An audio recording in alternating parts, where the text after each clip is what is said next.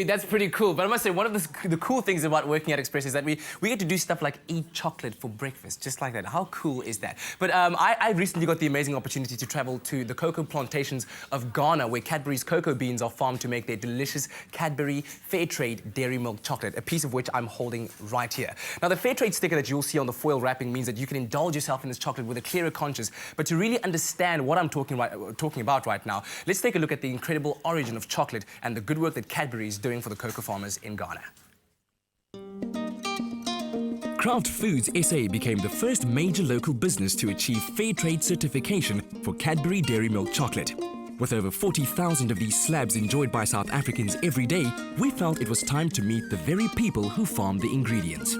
Welcome to Ghana, where the local greeting around these parts is Akwaba. Now, these are the bustling streets of the Mukola market right in the heart of Accra. At first glance, maybe not everyone's ideal holiday destination, but indeed, almost every single day we taste a piece of this land, as Ghana supplies 60% of the world's cocoa produce. And about 2 hours away from here lie the rainforest, where it all begins.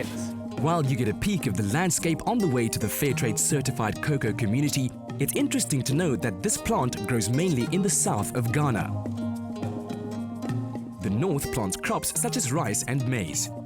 While new export crops are being introduced to the country, like pineapples and mangoes, more than 70% of the world's cocoa beans are still produced in Africa. The Cadbury brand has been working in Ghana for about 100 years. The new certification sees thousands of West African farmers receive internationally agreed fair trade prices for their product and actively tackles poverty and empowers small-scale farmers. Well, it's only been a few minutes since we arrived here at the Empayem village in the Kolofujio region in Ghana, and immediately the drums ensued, the clapping, the chanting, the villagers welcoming us here to their humble abode where we have come to find out the story of chocolate. But before that, we brought gifts for them, and the excitement is rampant, man. Come and get a bit of it.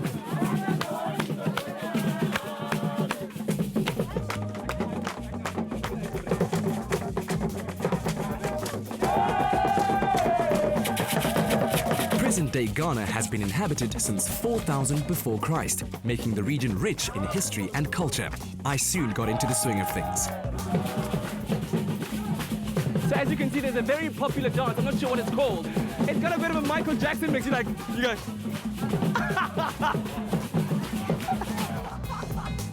Strict rituals are observed when meeting the cocoa village chiefs.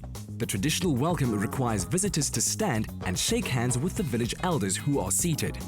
Only the right hand may be used while shaking people's hands. Using the left hand is seen as a sign of disrespect.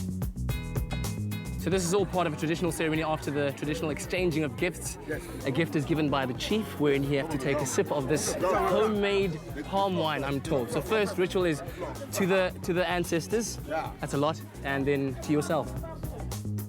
Accepting the drink offered is a sign of respect to the elders and forefathers of the community. Visitors are also asked not to cross their legs, as this is considered rude. It's an unforgettable experience. And as they say, medase pa pa pa pa pa pa. Rituals observed, it's back to the cocoa. Farming families face many challenges, including limited knowledge of new, more efficient farming techniques, as well as social issues like a low literacy rate. The cocoa tree is also fragile. Pods that do ripen are cut, broken up, and the beans removed by hand.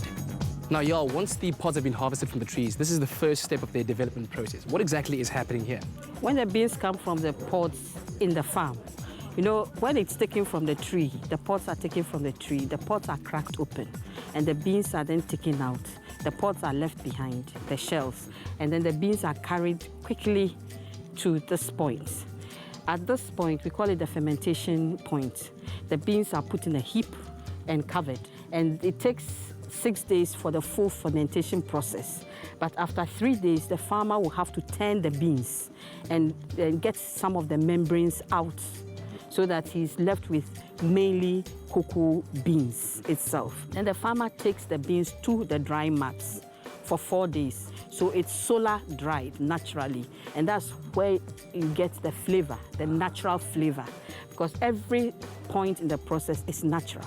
Yo, could you show me around to the fields where this pod is farmed? Let's go and have a look. Cocoa plants grow in low-lying areas, planted in the shade of other trees such as banana and coconut. it takes up to 5 years for a new one to fruit. Yeah, I've seen different kind of pods here. There's red ones, there are green ones, there are yellow ones. Are they different kind of beans that come out of it? We usually have these two types, the one that starts as red and the one that starts as green, but they're basically the same quality. I really expected to come here and see rows and rows of trees, organized kind of farming, but this is different. This is the old type of farming where we planted the trees randomly. So you see the trees are bigger. So outside the boundaries of the greater Accra city, you're confronted by these rainforests teeming with these trees, the cocoa trees. And over here you can see the entire life cycle of the cocoa pod, from the flower to this green one over here. I think a bit of a adolescent one, if you call it that, but once cooked actually tastes like apple, all the way to this golden pod where the cocoa beans come from that make chocolate. It's a crop that enjoys consistent global demand, and through Fairtrade Cocoa, farmers are on a journey towards sustainability for the good of the household, the industry and the environment. Now, Mr. Kofu, how has being a Fairtrade farmer changed your life and that of the community? When they give us the direction of how to maintain the cocoa well, and then we group together to help ourselves to weed under the cocoa farms, and then the TOs are directing us how to spray the cocoa and this thing, so it has helped us a lot to achieve something in our pocket. The farmers behind us are all part of the Fair Trade project. What exactly does that mean? For the farmers, fair trade brings new knowledge and new ways of doing things because there are standards that they follow. Ghana Cocoa Board ensures that there are very high standards, but fair trade also brings in standards and also ensures that they get a premium for every bag of cocoa they sell, or for every bean of cocoa, if I should put it that way, that they sell. Kraft Foods has a strong heritage in this region. In 2008, the business committed to investing £45 million in Ghana, as well as Southeast Asia, India and the Caribbean over a 10-year period. As you walk through these forests that represent one of hundreds of communities out there that are all part of the Fair Trade Partnership, you encounter these heaps of burnt cocoa pod shells, each of them a testament to the many hours of work that have gone into this process. Besides fair trade prices for their product, the farmers also received the fair trade premium of $200 per ton for investment in the development of their farms and communities. Since Cadbury Dairy Milk's first move to fair trade, £2.7 million, that's 29 million rand of premiums have been transferred to farmers in Ghana. This is to be spent on farming equipment, mobile health clinics, schools and wells which provide fresh water. And as I make my way through this rainforest, it's quite amazing to know that it's actually a small community of farmers split up into little areas. And when I think of the 40,000 chocolates, the dairy milk chocolates that are eaten every single day, incredible to know that it comes from this exact place. So I think next time I take a small bite of my chocolate, I'll be happy to know that I once touched the pod it came from. See the Fairtrade logo on your next slab of plain Cadbury Dairy Milk chocolate and know the joy is multiplied back all the way to the farmers that produce them. And man, what an incredible journey that was, right from the cocoa pod into this wrapper right here. Amazing. Now, I'm joined this morning by Ariana Baldo, who's the business manager of Fairtrade Label South Africa, as well as Andre Nell, who is the senior manager of sustainable development at Pick n Pay. Great to have both of you here. I mean, after watching that, doesn't it just give you, a warm, fuzzy inside knowing that, all of that good work is going into this chocolate here? But before we get into that, Ariana, I want to ask you first, explain to us first what fair trade is all about. So, fair trade simply is an international ethical certification system that promotes a more equal and sustainable way of farming.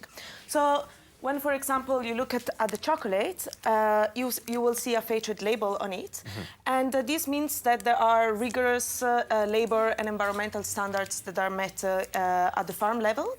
And that, as a consumer, you have a way to directly contribute to sustainable development, because part of the price you pay goes back to the farming communities to invest in social and economic projects like building schools or healthcare centers.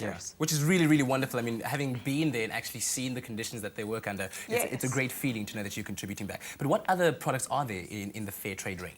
Yes, so, well, of course, we all know about the Cadbury chocolate. We have in South Africa a range of fair trade coffees. And, for example, this Binder coffee that you can also find at some Pick and Pay stores. We have some teas and, of course, our largest ranges of fair trade wines. Brilliant. Now, Andre, I mean, the importance of fair trade has actually seemed to increase in recent times. Why do you think this is?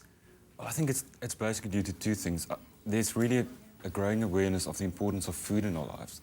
You know, we want to know where our food comes from, how nutritional it is. And then on the other side, we also have a growing awareness of social and ethical issues. You know, is food ethically produced?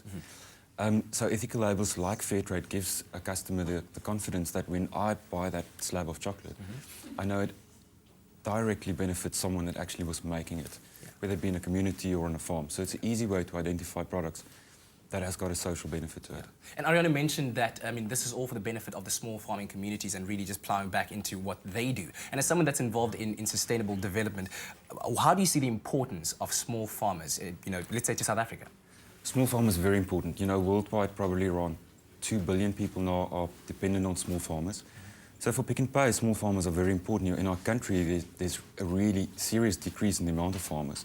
There's probably around 37,000 farms only, and we've got 15 million people in our country.